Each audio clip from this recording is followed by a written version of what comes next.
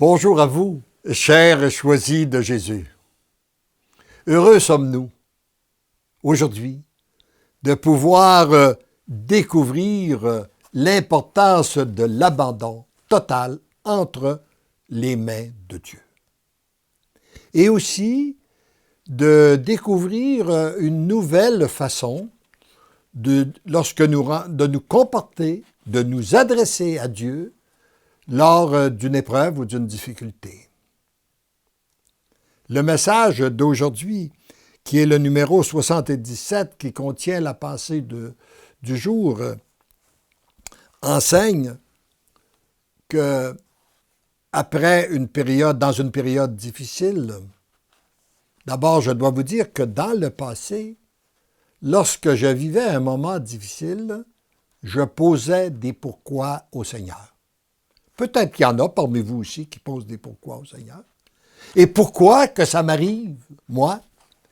Et j'ai constaté que dans ce pourquoi, il avait souvent un petit reproche. Parce que je lui disais, après tout, je suis un bon gars, je suis un bon garçon, je te prie, je vais à la messe à chaque jour. Pourquoi qu'une telle difficulté m'arrive? Et là, à partir du texte que nous méditons, j'ai changé ma formule pour dire au Seigneur, Seigneur, qu'est-ce que j'ai à découvrir et à changer pour accomplir la volonté du Père? Ouvrez mes yeux, mon cœur, mon esprit, mon intelligence, afin que je puisse bénéficier et comprendre ce que vous voulez m'enseigner par ces situations que je qualifie de malheureuses et contraignantes, comme des boulets à mes pieds. Bien que je croie avoir été fidèle à vos recommandations, je n'y vois aucun enseignement applicable pour moi et pour les autres. Je vous abandonne mon impuissance, mes faiblesses et mes limites. Je crie vers vous, venez à mon aide. Merci d'entendre et d'exaucer mes pauvres prières. Je vous aime et je me veux fidèle. Et la réponse, elle est celle-ci. Mon tout petit, mon cher tout petit, dans un premier temps, viens te blottir dans mes bras pour te laisser inonder de ma paix, de ma joie que tu cherches. Peu importe ce qui se passe à l'extérieur. Il est là l'enseignement véritable, l'abandon total entre les mains du Père. Tu peux vivre dans la paix, la joie, une situation qui est cause d'angoisse, de désarroi et de grandes activités pour le commun des personnes en regardant tout avec les yeux de la foi. En te sachant petit et aimé de Dieu, tu reçois à l'intérieur de toi ce dont tu as besoin pour supporter ce qui se passe à l'extérieur de toi et que tu ne peux contrôler.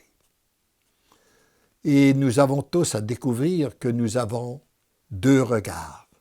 Il y a le regard humain, et lorsqu'on arrive que ça ne nous paraît pas avoir de sens, que c'est difficile à supporter, nous pouvons prendre le regard de la foi.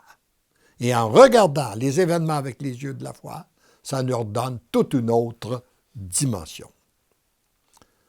Sois assuré que ces situations que tu déplores, le Père les a en main. C'est que l'heure n'est pas encore arrivée.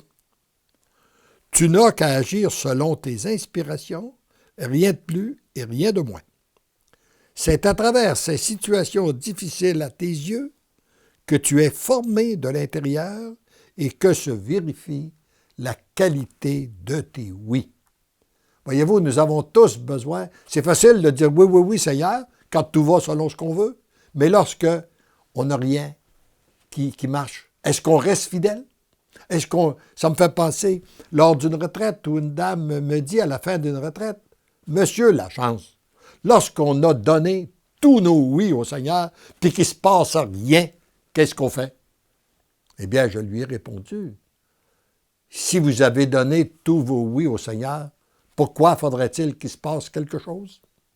Il en manque au moins un que vous n'avez pas donné, celui qui ne se passe rien.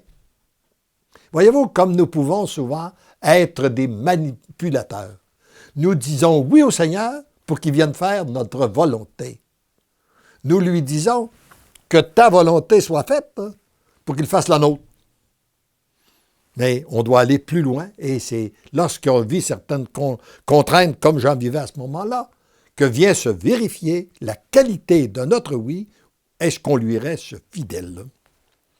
Tu cherches à comprendre à travers les événements extérieurs alors que la réponse se trouve à l'intérieur de toi. Tu croyais voir des merveilles s'opérer dans tes affaires pour partager ces enseignements aux autres. Non, les merveilles que tu vois s'opérer en toi te permettent de bien vivre les événements malheureux de l'extérieur. C'est cela que tu auras à témoigner aux autres. Voyez-vous, le regard de Dieu est bien différent du nôtre. Hein? Et il est beaucoup plus... il a une vision que nous ne pouvons pas, qu'il est difficile pour nous d'atteindre et de comprendre. Mais lorsque nous lui permettons d'agir en nous, eh bien, nous nous apercevons que son regard était le vrai regard et c'était le nôtre qui était faussé. Lorsque ces événements malheureux de l'extérieur auront produit en toi la transformation désirée par le Père, tu verras l'heure que ces situations se règlent d'elles-mêmes. Et comme c'était en 99 et que nous sommes maintenant en 2013, eh bien, oui, déjà depuis longtemps, ces problèmes-là se sont réglés d'eux-mêmes. Dieu, il l'a dit, il n'est pas un menteur. Ce qu'il dit, il le fait. Mais des fois, ce n'est pas toujours au temps où nous pensons qu'il devrait le faire. Comme l'or doit passer par le feu du creuset, il te faut passer par bien des souffrances et difficultés pour devenir cet être plein d'amour que le Père est à faire de toi présentement. Demeure dans la louange, qu'il en soit ainsi. Par son amour, tu deviens l'amour. Tendrement et follement, je t'aime. Alors, peu importe ce que nous vivons, peu importe notre situation, commençons à relever la tête. Et déjà, soyons dans la louange, l'action de grâce pour ce qu'il va accomplir à travers ces situations parfois difficiles que nous traversons, qui sont, et à ce moment, tout devient source de grâce, comme nous le dit la parole de Dieu. Tout tourne au bien de l'homme qui met sa confiance en Dieu. Amen.